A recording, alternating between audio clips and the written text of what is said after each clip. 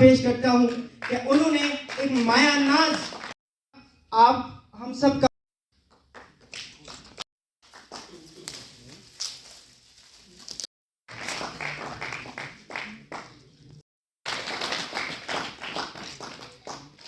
किस्म के फूल चुने हैं।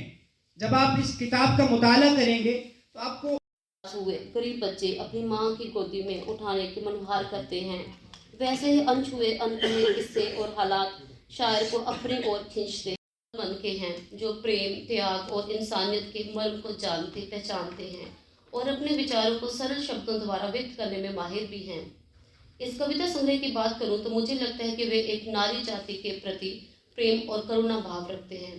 यह प्रेम कभी पुत्र के रूप में माँ को पूछता है, कभी प्रेमी वन प्रेमिका की राह देखता है, तो कभी भाई और पिता वन सुरक्षा प्रदान करने की बात करता है, तो समर्पित की है।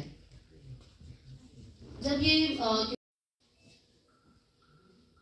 तारीफ के मोहताज नहीं है, वो तो इनके कलाम में खूब झलकता है कि इनके दिल में क्या है, क्योंकि इन्होंने अपने जज्बातों को अपनी शायरी में इस तरह से पेश किया है, जो कि मैम अभी कह रही थी, इनके ऊपर जो कि जितने भी लफ्ज़ में कहूँ शायद इनके सामने वो कम है, क्योंकि इन्होंने अपनी किताब में ऐसे ऐसे मौजू पर बात की है शायद मैं उन तक न पहुँच सकूँ।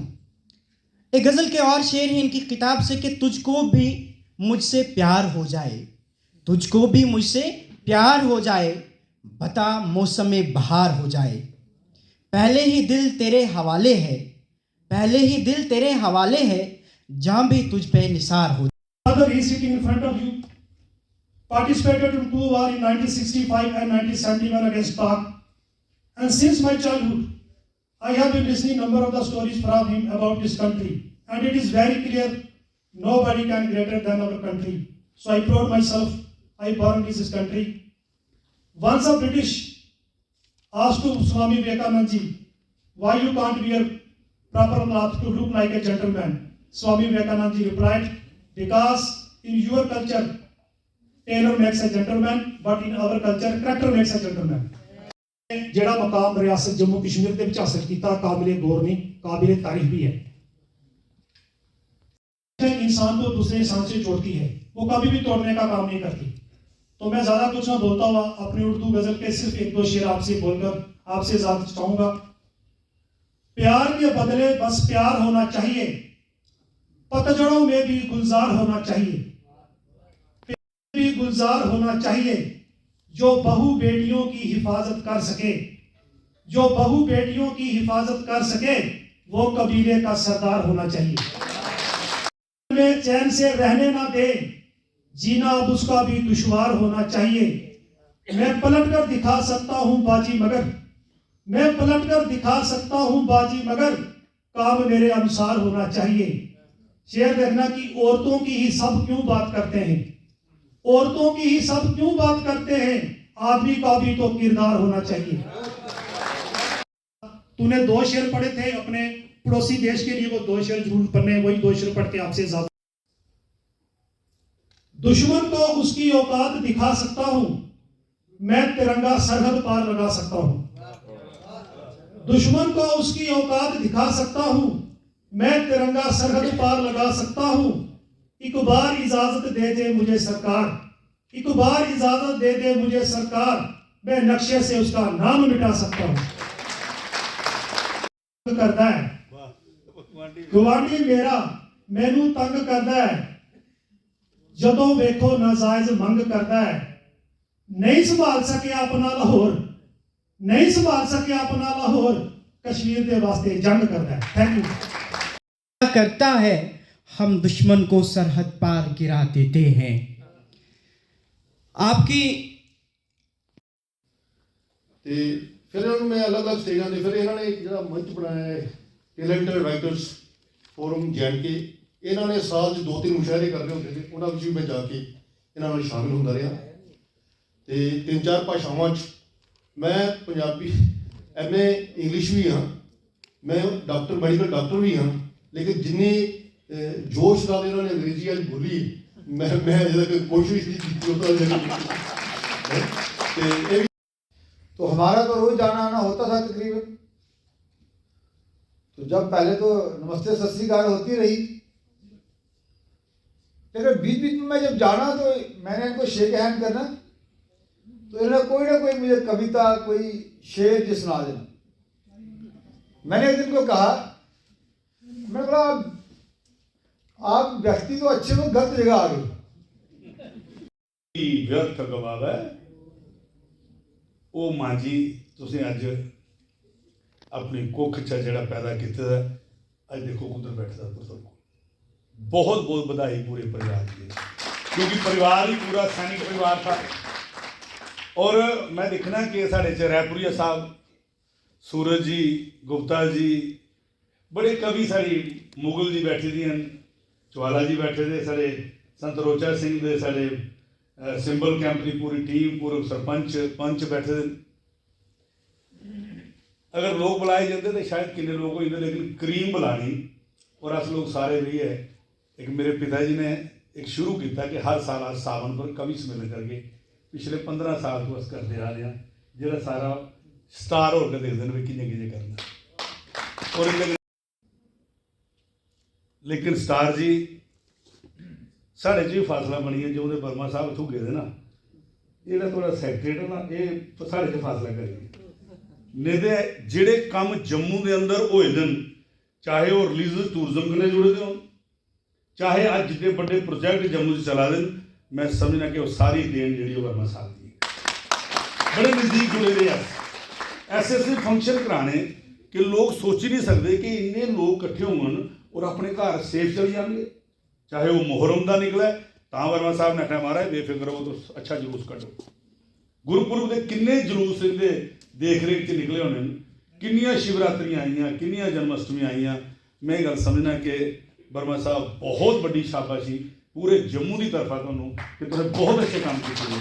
अगर मैं गिनान लगा तो सबसे पहले इनको कहा कि मुझे आपकी किताब चाहिए, तो किताब मुझे परसों मिली। परसों मैं 3 गज़लें ही पढ़ सका, उसके बाद कल का दिन भी नहीं पढ़ सका। फिर कल शाम को मैंने पढ़ना शुरू किया और रात को मैंने फिर टाइम भी इस पर लिखा कि मैंने कितने बजे उसको ख़त्म किया है। 1:25 मिडनाइट को मैंने फिनिश किया। ये मैं इसलिए बताना चाह रहा हूँ कि पढ़ते पढ़ते पहली 3 जो मैंने गज़लें पढ़ी, उसमें मैं फोकस थीम जो है उसको कलेक्ट नहीं कर पाया। बट उसके बाद कल शाम को जब मैंने पढ़ना शुरू किया कि आज समारोह है, आज इसका रिलीज फंक्शन है, तो मुझे किताब के लिए कुछ ना कुछ बोलना होगा। कि शायद जो है वो इतना दूर दूर तक विचारों में खोया हुआ है, विचारों में कहीं उलझा हुआ है, विचारों में कहीं स्ट्रगल कर रहा है। तो फिर मैंने कुल मिला के एक थोड़ा सा उसको जो मुझे मैं एक रिदम उसमें से निकाल सका। हालांकि इसकी हर एक गज़ल, हर एक शेर जो है वो डिस्कस करने वाला है, उस पर शायद जो है कहाँ सोचते हुए जा रहा है कि उसकी जो जी को जब वो स्टेज पर तशरीफ लाए, आप सबकी तालियों के दरमियान इस शेर के साथ, जिस बज़्म में सागर हो न सहबा हो न खुम हो, जिस बज़्म में सागर हो न सहबा हो न खुम हो, रिंदों को तसल्ली है क्या उस बज़्म में तुम हो। आपकी जोरदार तालियों। बच्चों ने जो वहाँ पे स्टूडेंट्स थे, स्कॉलर्स थे, उन्होंने बहुत पसंद किया, बहुत हल्ला गुल्ला किया। तो वो दिन और उसके बाद मुझे बिट्टू जी जो है बहुत मैं बताऊँगा स्टार सिंह जी बहुत ही प्यारे प्रिय मेरे दोस्त बने और लगातार हम जुड़े रहे। ये इन्होंने किताब लिखनी चाहिए तो इन्होंने मुझे कहा तो मैंने लिखा।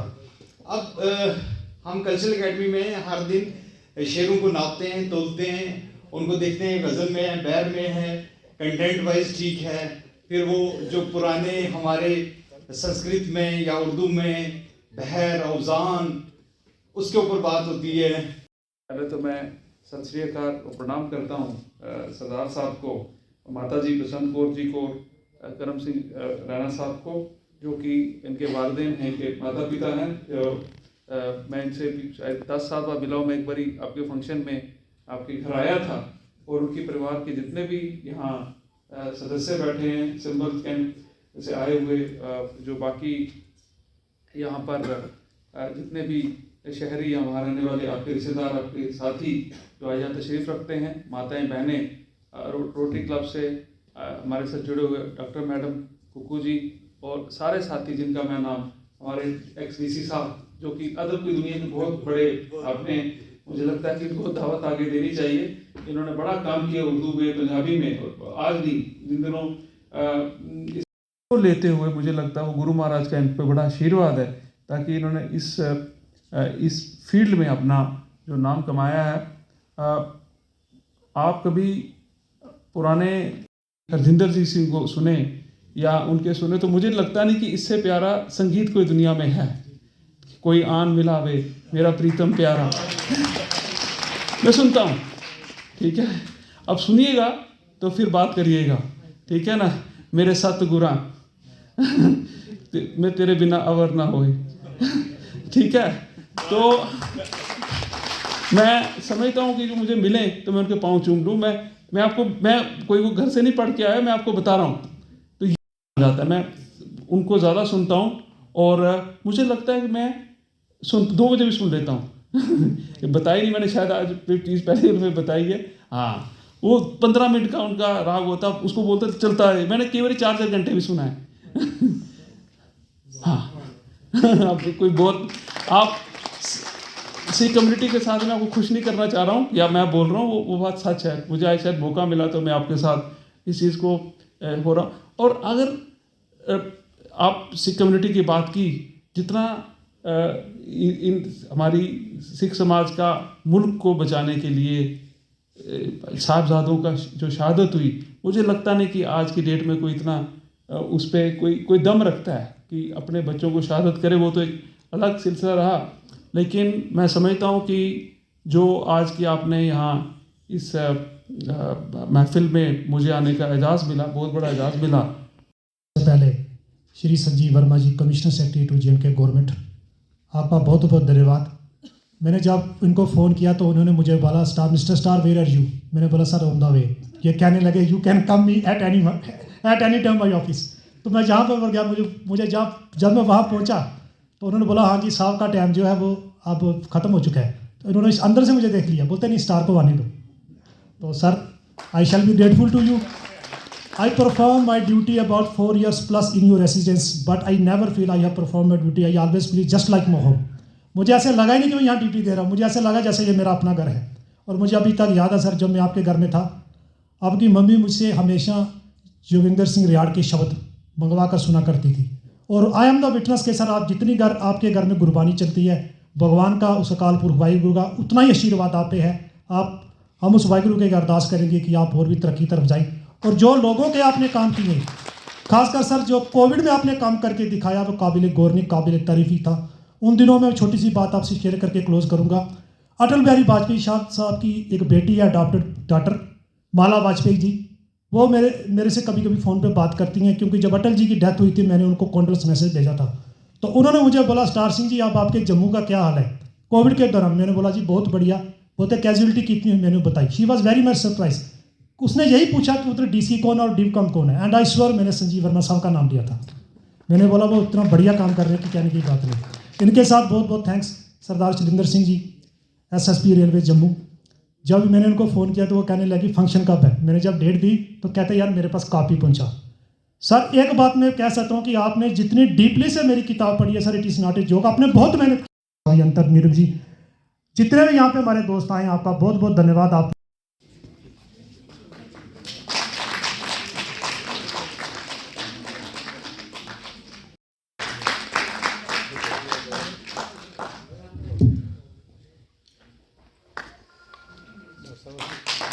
हमने जम्मू रेलवे शैलेंद्र सिंह साहब, please give a big hand.